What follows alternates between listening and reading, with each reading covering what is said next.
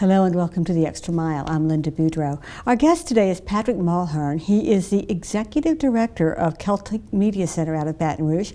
We're going to find out about what that is, and we're going to find out a bit about the film industry here in Louisiana. So Patrick, thank you for coming. Thanks for having me. Yeah, the film industry in Louisiana is taking off, I understand. Oh, it's amazing. When you think about where we were and how far we've come in just over a decade, it'll blow your mind. So 10 years and we're off and running. Is that what you're saying? Well, since the incentives began and Louisiana really made a huge effort to try to bring in the industry, I guess they passed that legislation around 2003. Back then, I'm told that total production in the state was around $10 million per year.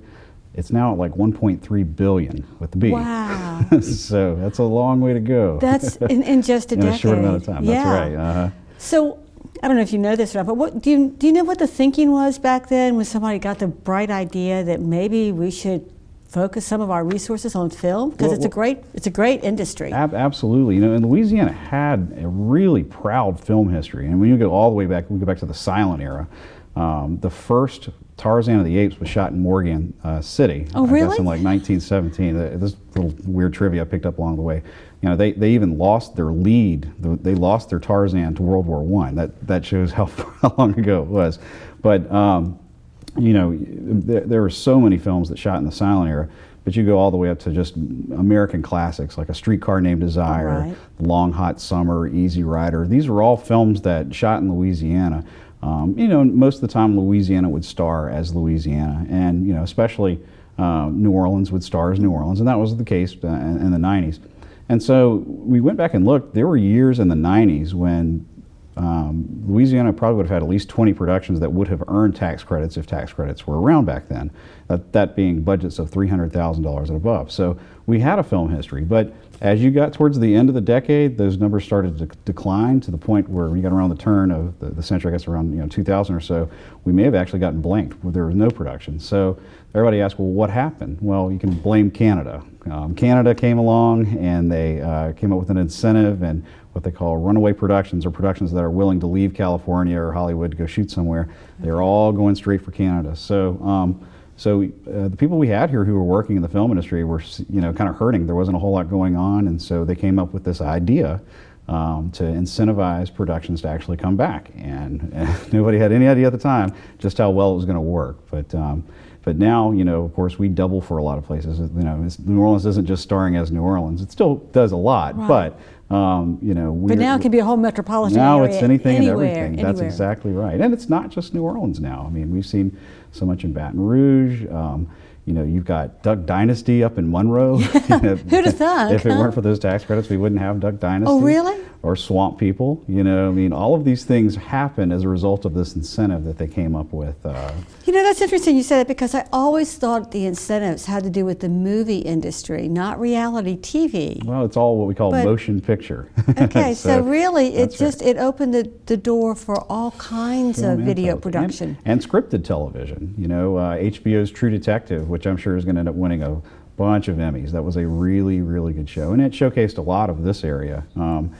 Just a beautiful, beautiful TV series. And Troy Treme for a while. Treme. Oh gosh, Treme was just one big commercial for New Orleans. Yeah, it was. It's like, whoa, this is so nice. That's absolutely right. So we always talk about it's hard to put a price tag on that. The exposure that it gives Louisiana. Tourism is up. Tourism is up in a big way. And really? I think if you talk to Lieutenant Governor Jay Darden, he'll tell you there's no doubt that the film and television industry is having an impact on bringing in tourists. And it's such a nice industry to have. I mean, it's so much fun to walk down the street and see the crews setting up and just kind of feel like you're a part of something bigger than yourself.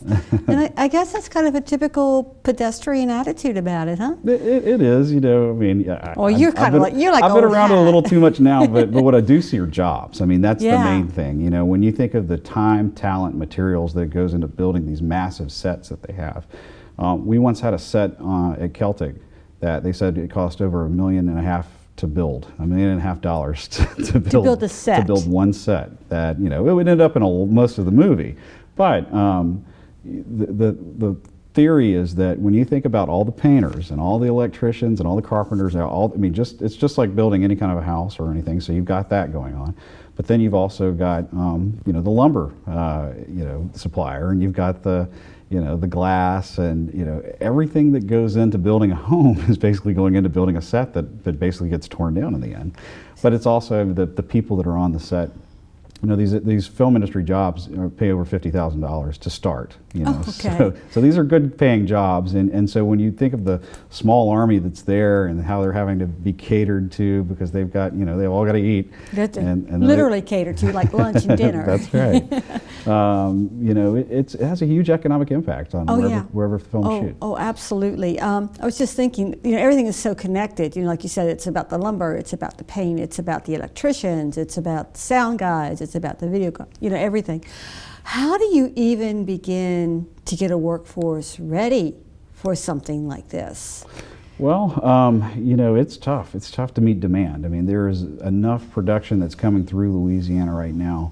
Again, a lot of times you will have people on our sets that came in from LA, and the reason is because they have 30 or 40 years experience in the industry. So I've met people who've worked on Star Wars, the original Star Wars, and it takes a lot of time to build up that kind of experience.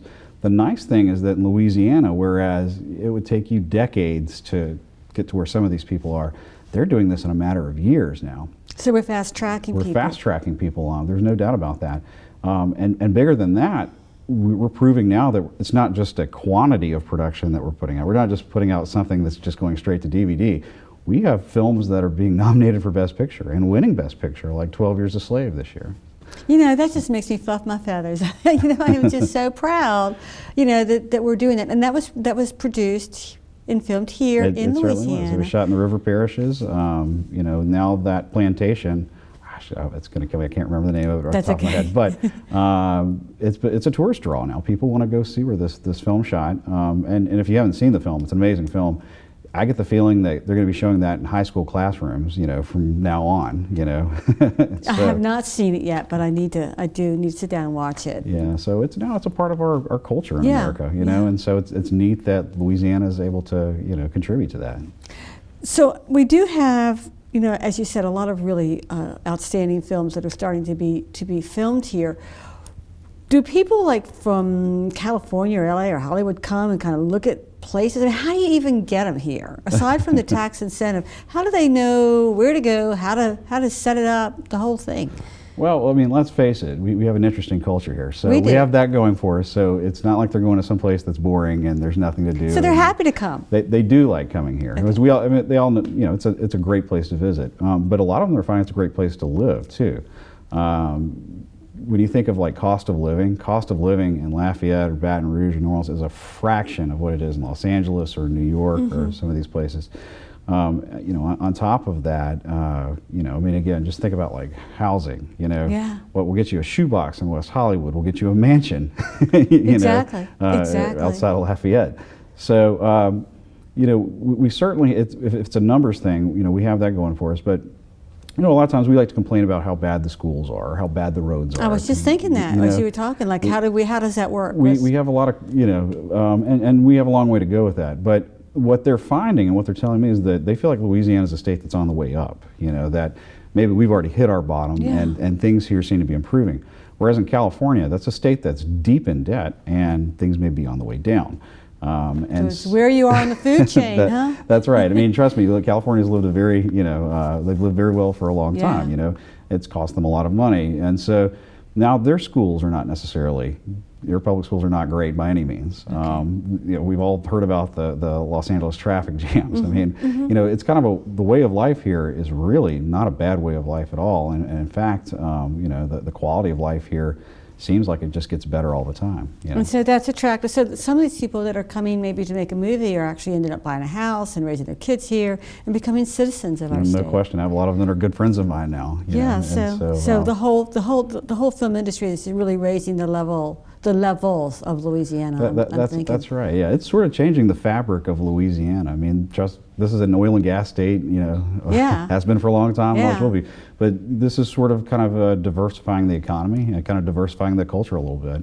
We call it the reverse brain drain. Whereas a lot of our creatives used to have to leave and go find work in L.A. or Austin or New York.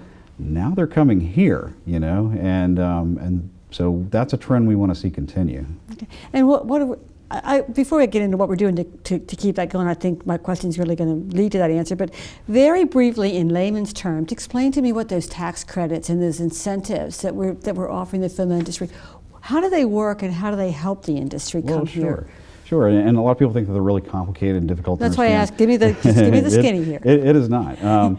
So basically, they come in and they apply. They put in an application saying, I'm planning on making this film or this TV show in your state, and I'm planning on spending this amount of money. And the state gives them a letter and says, okay, well, good. If you will follow through and do that, then you're going to earn X amount of tax credits. And so they go out there and they start making their movie or their TV show.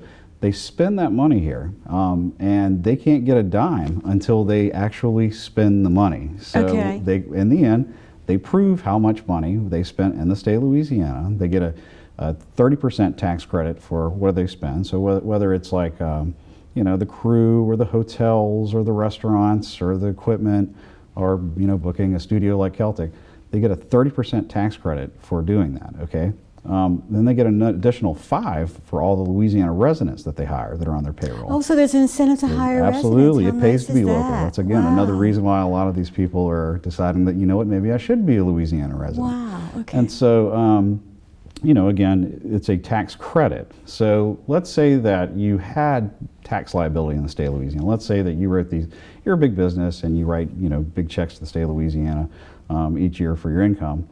You could take this tax credit and apply it against it, and so you could wipe out your tax liability.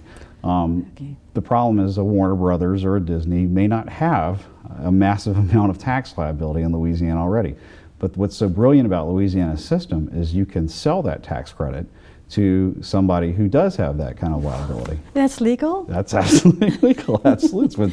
It's actually really ingenious. And you know, now, gosh, dozens of states have tried to copy what we've done. Are we the first ones to do that? We were one of the first out of the gates. I mean, Canada really is the one who started it. Oh, they came up with that idea. Yeah, and then in the U.S., New Mexico and Louisiana came up with their incentives. Now, New Mexico has always been a rebate where they just write you a check.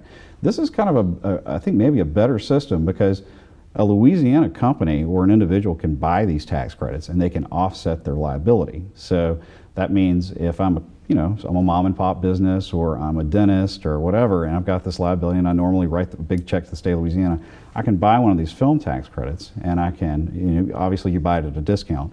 So you're going to be able to save at least 10% off of what you would normally pay the state. So let's say I'm a big company or I'm a refinery and I've, you know, saved my company 10%.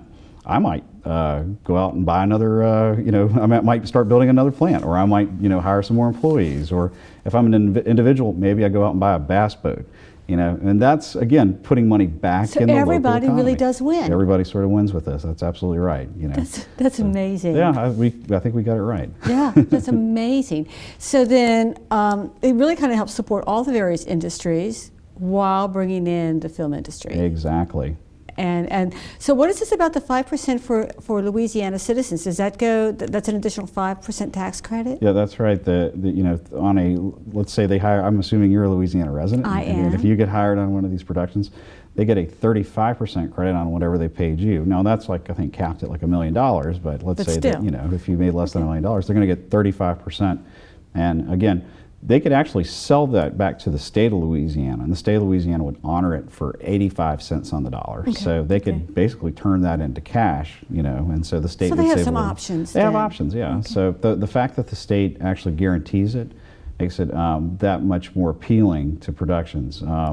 Because, you know, let's say that, you know, the economy took a bad downturn and suddenly there's not a lot of liability. People don't owe a lot of taxes because they're not making a lot of money. They could always get the state to guarantee it. So, okay, so there's that protection or that cushion built into the whole thing. Yeah. Well, let's talk about Celtic Media Center, and it is Celtic, not Celtic, for those of us. It is Celtic. What is that? It is a big movie studio. In Baton Rouge? Facility. It's in Baton Rouge. Who knew that, huh? It's the largest design-built movie studio in the state of Louisiana. In fact, it's probably the largest in the Gulf South. The way we understand it, you have to go as far east as Wilmington, North Carolina to find anything larger, and you have to go as far west as Albuquerque, New Mexico. Wow. So you cover a big geographic area. That's right. Now what happens there? We make big films, and because we have these large sound stages, I mean, some of them over 30,000 square feet, we're able to attract big tent pole movies, as they call them. Big, like, for example, we had Sony's Battle Los Angeles, which was Marines versus Aliens, and we followed that up with Universal's Battleship, which was the Navy versus Aliens. And we also attracted Summit's Twilight Saga Breaking Dawn Parts 1 and 2. We had them both back to back. And so these are big, big movies, and they need lots of stage space to build these massive sets. And so we have high ceilings and clear span, and climate control is awfully important in Louisiana, because when you think about it, those big hot lights, I'm sure you're used to that, but these are on a massive scale. I mean, you feel like you're getting a tan because they're so strong. So you need air pumped in constantly. And you need some sound resistance. So it's again, it goes all the stuff that you've heard about and seen in movies about Hollywood. That's kind of what we have. It's the high ceilings, the clear span, because you don't want to have to disguise like columns that you find in a warehouse as trees or telephone poles or whatever. You like to have this a big empty canvas, so the art director and the production designer can build whatever they want. So they come in and they look at what space, I guess they rent the space from you. Is that how that works? So That's they would right. rent the space, and they would decide how much they need, and then they would begin the process of building and designing the set, and they can rent it for as long as they need it. Is Absolutely. The longer the better. Yeah, because then you don't have to find I'm a in new the tenant. business of leasing space. That's exactly right. Yeah. So how many, let's see, now you said that you've got a really big project going on now, huh? That's right. We have 20th Century Fox's Fantastic Four with us right now, and so we're going to enjoy them throughout the summer. So the stars get to hang out there too, and how do you They do. They come and go. They don't really stay. So, well, no, they're kind of living here while the film is shooting. So, when Tom Cruise was here, he, if I'm not mistaken, he stayed at Nick Saban's old home. But, Everyone knows somebody. but he, again, was just kind of a local guy while he was here. People would see him walking around the LSU lakes, or they'd see him at another Broken Egg, and I mean, the nice thing about shooting in Louisiana, I think, is that we're not as starstruck as other people, or Yeah. we don't have paparazzi that chase you around. So when they come here, they can just kind of be themselves. I bet that's a big deal, isn't it? It is a big deal. They love to kind of live like us and can be left alone. So in terms of just, again, growing the industry and getting everything kind of set, what would it take, or what do we need to do, what does our educational system need to do to begin to train people to get into this industry? I would imagine there are a lot of people that would love to do something, whether it's set design, costume design, run a camera, edit, whatever goes in. How do they learn how to do that, and what can we do to beef up our population? Well, in any film, you have what you call above the line and below the line. Now, above the line is going to be your director and your producers and your A-list talent and your writers. And so... and you just really got to work your way up into that. That's right, yeah. But that's kind of what a traditional film school like the University of Texas at Austin would be doing, is training people to become those. Do we have any schools in Louisiana that are training at that level for that? Not at that level. We have some decent options. The University of New Orleans does a really good job. We right now have more of like a technical group that's teaching. So like at Baton Rouge Community College, you have a decent program that's teaching people, again, what we call for below the line. Below the line, people can always work their way up and become, but that's what's really needed. I mean, when you think about it, on any given production, you're only going to have one director, That's what I'm thinking. Yeah. And I'm thinking a lot of these jobs, really would be like through the trade schools, where you can just learn that skill. That's right. And then, because how many people you think are working on the movies being filmed, or the productions being filmed right now at your place? How many workers? My goodness. There would be probably close to 300 people right now that are working on that one film. Maybe that number fluctuates based on like how many extras or whatever get called in. There are days when you could have 500 people out there, but and plus it's not just the film itself. There are a lot of businesses that cater to the film. So that could be a caterer, or that could be the grip and lighting equipment, or it could be the camera equipment, or the heavy equipment, for cranes and things like that. It's just like any kind of construction site. Right. So we have about 30 companies that are there on the lot, and so whether there's a production going on or not, we have about 165 people that are there working every day. And so, again, those numbers all swell when the big production comes in. But you know, it's kind of like there's always room for one more good blank, you know, Yeah. that's a grip or an Yeah. electrician or whatever. You know, there's room for it. So there's opportunity if you're good and you're willing to work hard. And it is hard work, I guess. It is very hard work and very long hours. Okay, so we're not talking glamour here, right? If you think 14, 15-hour days are glamorous, then again, I think probably the people who work in front of the camera probably enjoy a different lifestyle than everybody else. But without everybody else, the front of the camera just doesn't exactly really right. happen That's right. at all. Well, how did you get into this industry, Patrick? What led Well, you to this? You know, gosh, I mean, when I was in high school, I had teachers who, you know, would love to get us to go around with a, you know, a home video camera and make our own little movies, and so I enjoyed doing that. And so that led me to apply to film school. So I went to film school at the University of Colorado at Boulder, and that's back when it really was film. I mean, you would take a piece of film and you would splice it together with another piece of film, and it took forever. But I was actually dating a girl back here and decided that I wanted to come back and spend a summer semester with her. That turned into, okay, well, I actually wanted to do just a fall semester with her, go back to Colorado in the spring. I broke up with the girl, and I fell in love with LSU, and I never quite left. So. And the rest is history. And the rest is history, yeah. So, I mean, I think I gravitated more towards like creative writing. I mean, those are opportunities that we have here, whether you have a film school or not. That led to, I guess, like mass communications. That led to working at Channel 2 in Baton Rouge and WWL-TV in New Orleans, and somehow found my way to the state film office. And from the state film office, I ended up getting hired to run a movie studio. Okay. So what is the state film office? What is that all about? So Louisiana Economic Development actually administers this film program, you know, the incentive program. But it also has to act sometimes as a traditional film commission, which is finding locations for, you know, production that's thinking of coming to That's Louisiana. kind of what I was asking earlier. When That's you're trying to find a plantation, who does that for you? How do you do that? Yeah. Well, the nice thing is we have a lot of really good qualified private scouts and location managers now who do that for a living, who go out and find these things. But they don't always want to just have to hire somebody when they're just kind of looking around to see. So you might get that call and they say, okay, well, I want to see all your jails, and I want to see all your hospitals, and I want to see all your, you know, government-looking institutions. I mean, you have to put together these little location packages, and based on that, they might decide that, oh, this is a really good look for us. Maybe we should let's send somebody to go look. And so, once upon a time, I was the guy who would have to actually go pick them up at the airport and say, okay, well, let's go look at these locations that you liked. And you know, so the state film office has its work cut out for them because they're having to administer this tax credit program, but they're also having to help out with you know, locations and stuff. But the really nice thing is the industry in Louisiana has got to the point that we have really good local film commissions. So like here in Lafayette, you have Julie Bourdillon, who's amazing.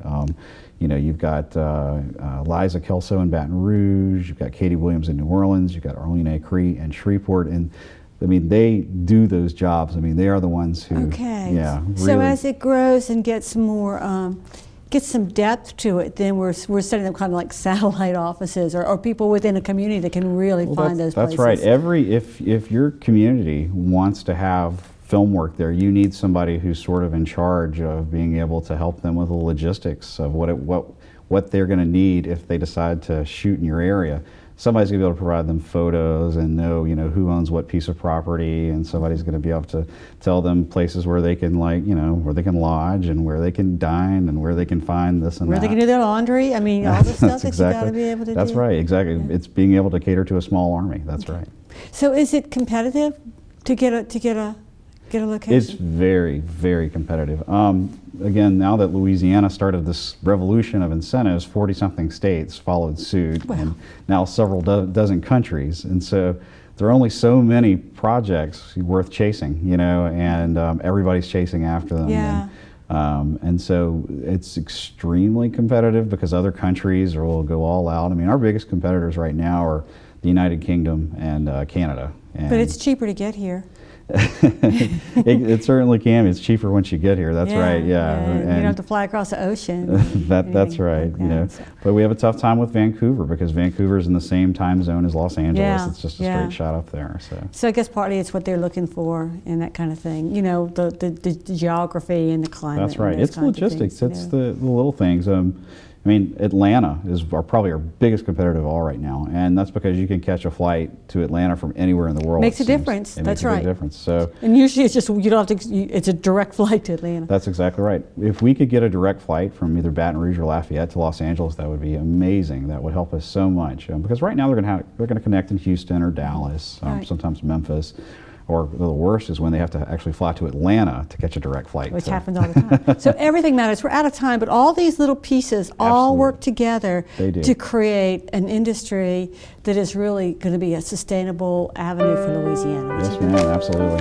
Thank you for coming. I'm sorry, there's so much more I want to ask you, but we're I out could of time. talk all but day. Thank you, thank you, thank you. It's great to meet you. Thanks for having me. And thank you for watching The Extra Mile.